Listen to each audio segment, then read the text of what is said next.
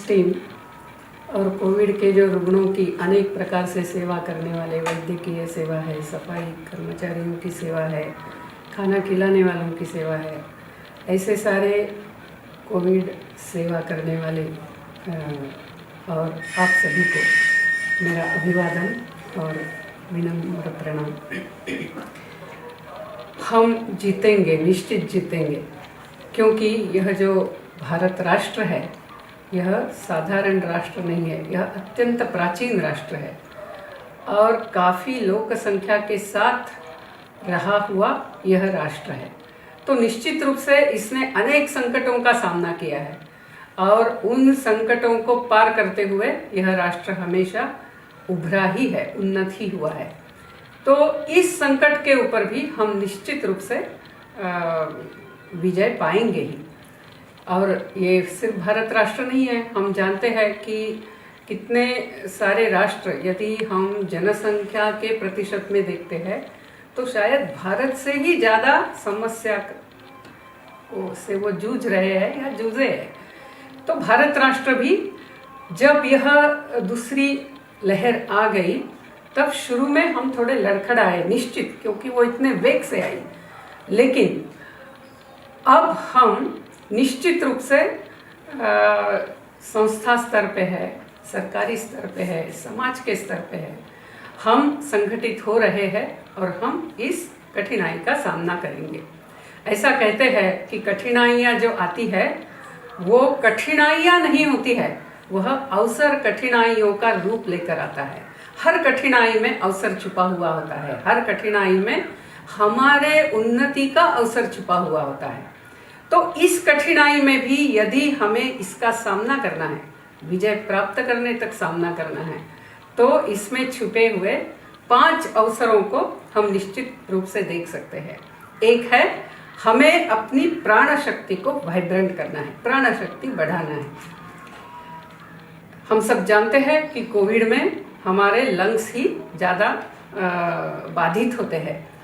तो यह जो प्राणायाम है, प्राणायाम के बहुत विविध प्रकार वगैरह हम अभी ऑनलाइन भी सीख सकते हैं, वो जरूर कर सकते हैं, लेकिन एक सरल सा जो है कि हम शांत बैठते हुए, यदि हम बीमार है तो इवन लेटे हुए भी हम एकदम रिदमिक, स्लो, डीप ऐसा ब्रीदिंग आउट पहले करना है।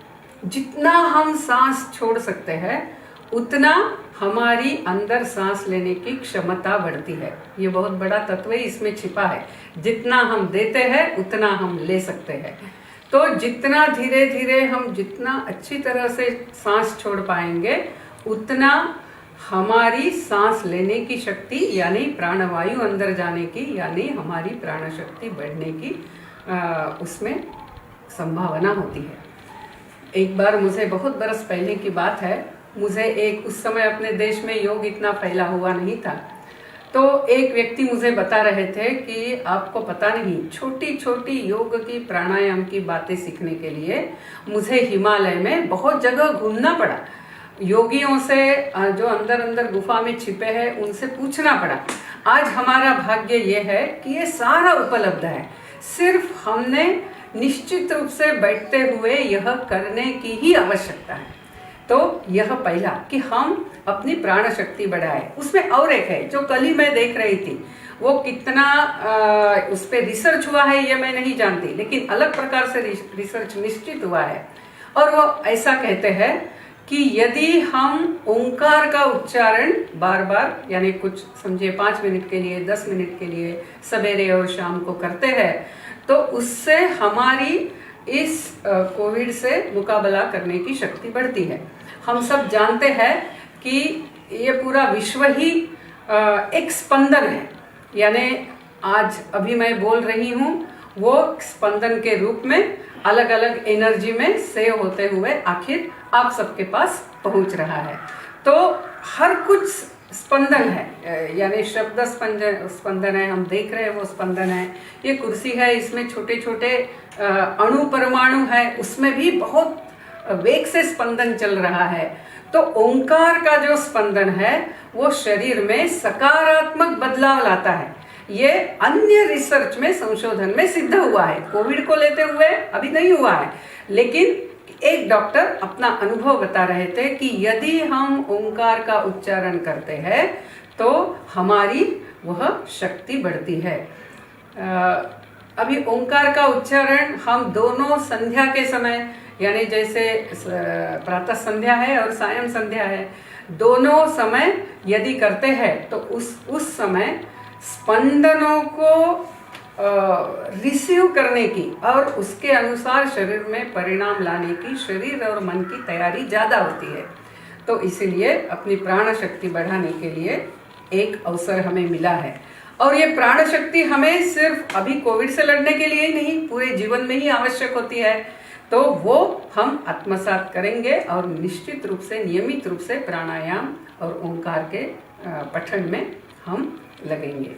दूसरा जो है जो अवसर छिपा है वो है मन की अनंत शक्तियों को समझना। यानी मन यदि हार जाता है तो हम हार जाते हैं। मन यदि सोचता है कि नहीं मैं ऐसे करूंगा तो वैसा हो सकता है, क्योंकि हमारा जो अवचेतन मन है, सचेतन मन नहीं अवचेतन है, उसकी शक्ति प्रगाढ़ है। स्वामी विवेकानंद का पावर्स ऑफ द माइंड पुस्तक है। आज आप इंटरनेट में डालिए कि पावर्स ऑफ सबकॉन्शियस माइंड, आपको ढेर सारे पुस्तकों की नाम मिलेंगे। मैंने बहुत बरस पहले एक कहानी पढ़ी थी। वो कहानी बहुत प्रसिद्ध कहानी है। उस कहानी में एक युवती बीमार थी और वो बीमार हो गई। पतझड़ का ऋतु था और उसके खिड़की के बाहर जो बेला थी उसके यानी क्रीपर जो थी उसके एक एक पत्ते गिर रहे थे और उसके मन ने ये ठान लिया कि जब पूरे पत्ते गिरेंगे मैं मर जाऊंगी। और जैसे ही पत्तों की संख्या कम होती गई, इसकी रोग से लड़ा देने की इच्छा ही समाप्त हो गई। वो बोल रही थी बस अब तो 2 ही पत्ते बचे हैं, ये गिर जाएंगे तब तो मेरा आयुष्य समाप्त हो गया।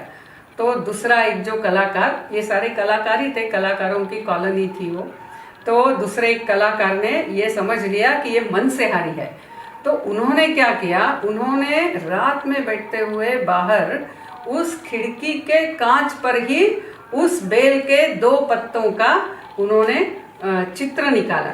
बाद में वो बेल के तो 2 पत्ते गिर गए, लेकिन ये बीमार थी और दूर से ऐसे खिड़की से देखती थी तो उसको लगा ये बेल के 2 पत्ते ऐसे ही है।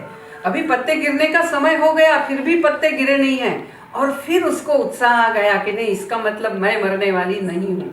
यानी ये मन की शक्ति है। हम यदि डर गए कोरोना होगा क्या तो वो हो जाएगा, मुझे बहुत सीरियस होगा क्या तो सीरियस हो जाएगा। और यानी हम जैसा सोचते हैं वैसा हम होते हैं।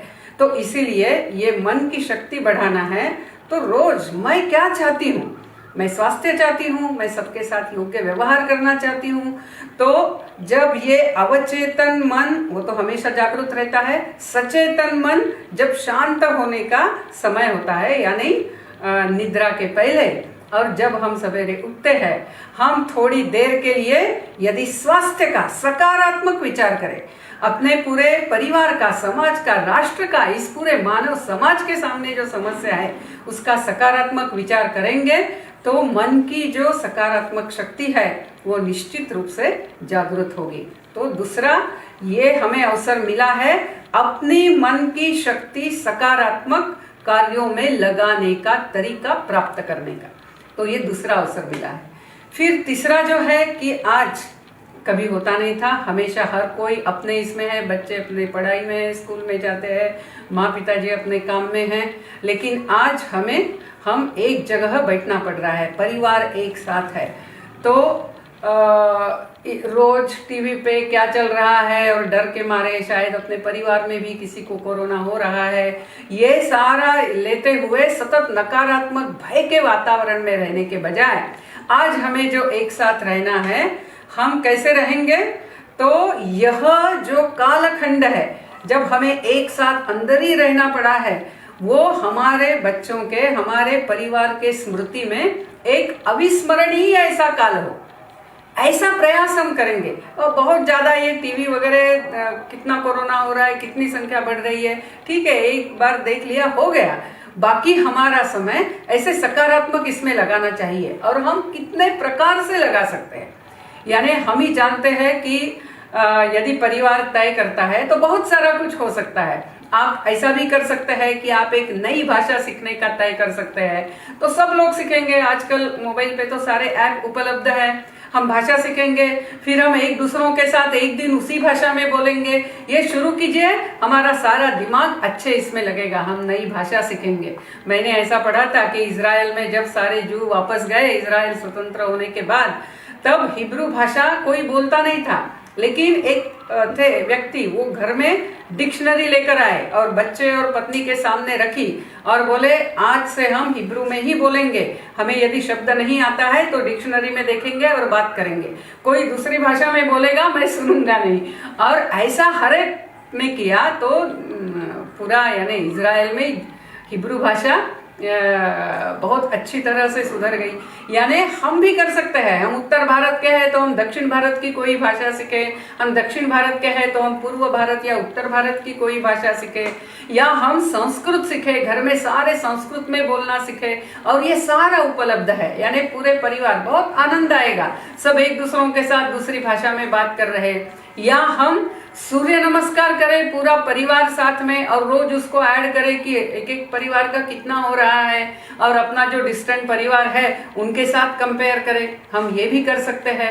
हम जैसी बच्चों की एज है उसके अनुसार हम बच्चों के साथ उनको कोई नया कला ले सकते हैं। हमें कुछ आती है तो हम उनको सिखाएंगे, पहेलियां बुझा सकते हैं, कहानियां बता सकते हैं, खेल खेल सकते हैं, ऐसा अनेक कुछ कर सकते हैं। खाना एक साथ मिलके बना सकते हैं, यानी तय करना है आज का खाना सब लोग मिलके बनाएंगे, और फिर उसमें सब लोग एक दूसरों को मदद करेंगे, फिर उसमें और आनंद आएगा। तो आज ऐसा एक साथ रहने के लिए मिला है, तो अरे हम बाहर नहीं जा सकते करके हम रोने वाले होंगे नहीं, क्योंकि कारण का रोना रोने से कभी न कोई जीता है, जो विष धारण कर सकता है वह अमृत को पीता है। तो हमें ये कठिन काल को पचाना आना चाहिए, तभी उसमें जो अमृत छिपा है वो हमें प्राप्त होगा। फिर चौथा जो है अवसर छिपा हुआ, वो सेवा का है। यानी आज हम संगठनों के साथ जुड़ते हुए, जो संगठन सेवा कर रहे, मैं क्या सेवा दे सकती हूँ, इसका हम प्रयत्न करें। हम यदि ऐसा कुछ संभव नहीं है मेरे लिए, तो ठीक है, मेरे ही कॉलोनी में किसी को कोरोना हुआ है, वो पत्नी हॉस्पिटल में गई है, घर में छोटे बच्चे और उनके सिर्फ दादाजी है, क्योंकि पति भी हॉस्पिटल में गए हैं, ऐसी स्थिति भी हो सकती है। तो हम उन तीनों को खाना बना के रोज देंगे, हम इतना कर सकते हैं। कहाँ कहाँ है, सब जगह सेवा का अवसर उपलब्ध है। मैं क्या करते हुए मैं कैसे करके सेवा दूं, ये हम सोच सकते हैं। और समझिए कि हम ये कुछ भी नहीं कर सकते, तो समझिए मैं पेशेंट ही हूँ और बेड पे लेटी हूँ, मैं कुछ नहीं कर सकती हूँ, ऐसा भी नहीं है। हम सब कुछ कर सकते हैं, हम सारे कुछ ना कुछ कर सकते हैं। हम कम से कम रोज एकदम संकल्प लेते हुए याद कीजिए कि कितने लोग वेंटिलेटर पे है, ऑक्सीजन लेवल कम हो रही इसलिए ऑक्सीजन पे है, या बीमार है, उन सबके लिए हम प्रार्थना तो निश्चित रूप से कर सकते हैं। जो जो हमारे जिस भी भगवान को हम मानते हैं उस भगवान की हम प्रार्थना कर सकते हैं, राम रक्षा स्तोत्र बोल सकते हैं, विष्णु सहस्त्र नाम बोल सकते हैं, संकल्प करते हुए। यानी सब अच्छे हो, और प्रार्थना में भी शक्ति है, क्योंकि सब कुछ स्पंदन है, वाइब्रेशन है, तो उसकी जो वाइब्रेशंस होगी और हमें भी एक आनंद मिलेगा कि हाँ, ये सकारात्मक शक्ति के स्पंदन बढ़ने में मेरा योगदान भी था। तो सेवा, यानी सेवा, जैसे स्वामी विवेकानंद कहते हैं कि एक भी छोटा निस्वार्थी कार्य आप करते हैं तो आपका उन्नति का मार्ग ही प्रशस्त होता जाता है। तो आज वो भी अवसर इसमें है। फिर पांचवा यदि हम देखें तो मृत्यु का डर कहीं ना कहीं ऐसा हो गया, क्योंकि हम ज्यादा भौतिकवादी हो रहे थे, ज्यादा से ज्यादा चीजें बटोरने में लग रहे थे, उसके पीछे दौड़ रहे थे, और कहीं ना कहीं हम ज्यादा देह बुद्धि में स्थित होने लग गए। यानी मैं यानी कौन, तो ये शरीर, और फिर अभी उसके मृत्यु के डर में हम आ रहे ऐसा लगता है। लेकिन हम ऋषि मुनियों के संतान हैं, हम उस देश की संतान है जिस देश में मृत्यु ये पूर्ण विराम नहीं है, तो मृत्यु ये स्वल्प विराम है। हम मृत्यु को डरने वाले नहीं हैं, इस देश के लोगों को मृत्यु का डर नहीं है। ये जब अलेक्जेंडर को समझा, आप जानते हैं वो डंडामिस की कहानी, जब वो डंडामिस के सामने गए और हाथ में तलवार लेकर बोले कि मैं जगत जेता सिकंदर, मैंने तुमको बुलाया और तुम मुझे मिलने आए नहीं, मैं तुम्हारे शरीर के टुकड़े टुकड़े कर दूंगा। और डंडामिस हंसने लगा। डंडामिस ने हंसते हुए कहा, एक वाक्य में आपने दो झूठ बोले हैं, एक तो आप जगत जेता है नहीं, और दूसरा आप मेरे टुकड़े नहीं कर सकते हैं। आप मेरे शरीर के कर सकते हैं, मेरे टुकड़े नहीं कर सकते हैं। और फिर जब अलेक्जेंडर ने ये समझा कि इस भूमि में मृत्यु का डर नहीं है, फिर ये तो वीर भूमि है, ये तो ऐसा ही कठिनाई के सामने झुकने वाली भूमि नहीं है, ये जब उसको समझा, अलेक्जेंडर सिंधु नदी से ही वापस चला गया। हम सब जानते हैं इस भूमि में हमें मृत्यु का डर नहीं है।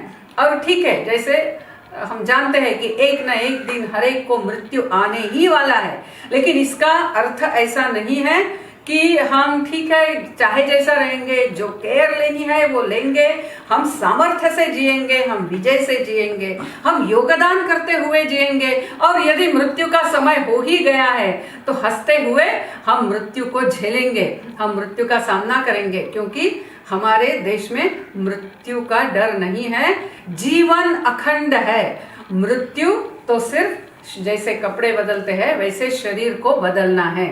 और जो पुनर्जन्म के ऊपर संशोधन हो रहा है, जैसे डॉक्टर स्टीवनसन है, डॉक्टर ब्रियान वेस है, डॉक्टर सत्वन पसरीचा है, इन लोगों ने बहुत सारा संशोधन किया है पुनर्जन्म के ऊपर, और उसके अनुसार जो हम अभी तक मानते ही थे, ऐसा है कि आज हमारे जो प्रियजन है, ऐसा हुआ है काफी सारे घरों में हुआ है कि हमारे प्रियजन हमसे कोविड के कारण बिछुड़ गए हैं, लेकिन ये सिर्फ इस जन्म का है, अगले जन्म में फिर से सारे एक साथ आते हैं, और हम जितना दुखी रहेंगे हम उनके आत्मा को दुखी देने वाले हैं।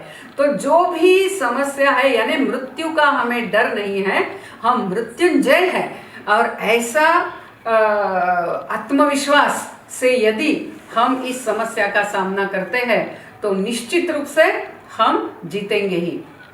हम सब जानते हैं कि तीर्थक ऐसा कहते हैं, कहीं कुछ पाप किया तो तीर्थ क्षेत्र में जाके उस पाप को हम नष्ट कर सकते हैं। उसी प्रकार ऐसा जब मनुष्य के कष्ट का काल होता है उस समय सेवा करते हैं तो पुण्य प्राप्त करते हैं, लेकिन यदि किसी की असहायता का हम फायदा उठाते हैं तो निश्चित रूप से हमें उन कर्मों का सामना करना पड़ेगा। यह जो कर्म का सिद्धांत है वो भी आज हमने अच्छी तरह से हम समझेंगे तो निश्चित रूप से हमारा जीवन जो होगा वो योगदान करने वाला होगा, मदद करने वाला होगा, और ऐसा जीवन हम जिएंगे।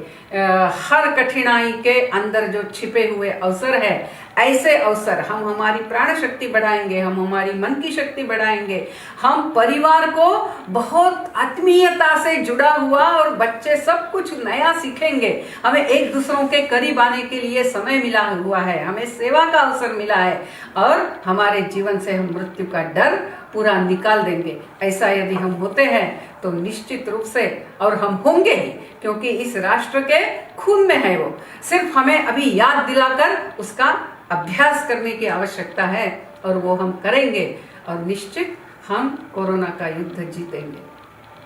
नमस्कार।